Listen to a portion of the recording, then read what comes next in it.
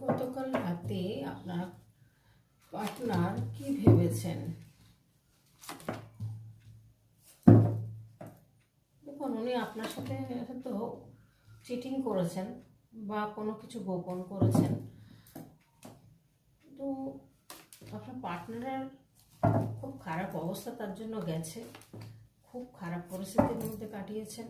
ওনার কিন্তু অর্থনৈতিক, বাড়ির ফ্যামিলির অবস্থা বা ওনাকে দেখতে কিন্তু খুবই সুন্দর, খুব বা আপনিও সুন্দর হতে পারেন।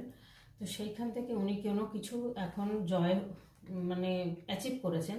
সেই অ্যাচিভ করে খবরটা কিন্তু দিতে আসতে চাইছেন বা বলতে চাইছেন, কিন্তু পাচ্ছেন না। দেখুন, স্টাক হয়ে রয়েছেন।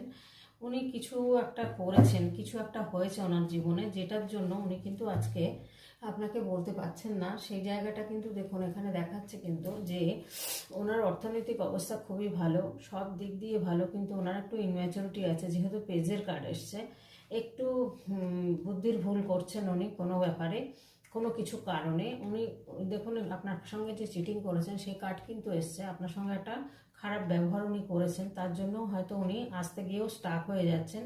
বটম অফ দ্য কার্ডে যেটা এসছে, এখন উনি এমন একটা সিচুয়েশনের মধ্যে রয়েছেন যে উনি ইউনিভার্সের কাছে প্রে করছেন এবং এখান থেকে উনি চাইছেন যে এখান থেকে ওনাকে বাঁচান। ইউনিভার্সের কাছে এটাই প্রে করছেন, কারণ উনি খুব খারাপ পরিস্থিতির মধ্যে দিয়ে দিন কাটিয়েছেন। এখন ফোকাস কিন্তু আপনার দিকে রয়েছে। তো গতকাল রাতে কিন্তু আপনাকে মনে করছেন উনি একটা ওয়ার্ল্ডের চোখে দেখছেন, যে আপনি ওনার কাছে একটা ওয়ার্ল্ড। কিন্তু উনি সেই ভুলটা, এত ভুল করেছেন, তার জন্য কিন্তু এখন নিজে ভীষণ অনুতপ্ত। কিন্তু এমন একটা পরিস্থিতির মধ্যে উনি পড়ে রয়েছেন, উনি সেটা নিয়েই চিন্তাভাবনা করছেন যে কি করে আপনার কাছে ফিরবেন। সেই পরিস্থিতি তো এখন নেই ফেরার মতো, এরকম একটা চিন্তাভাবনা কিন্তু করছেন। অথচ আপনার কথাই কিন্তু ভেবে যাচ্ছেন, আর ফোকাসও কিন্তু রয়েছে আপনার দিকে।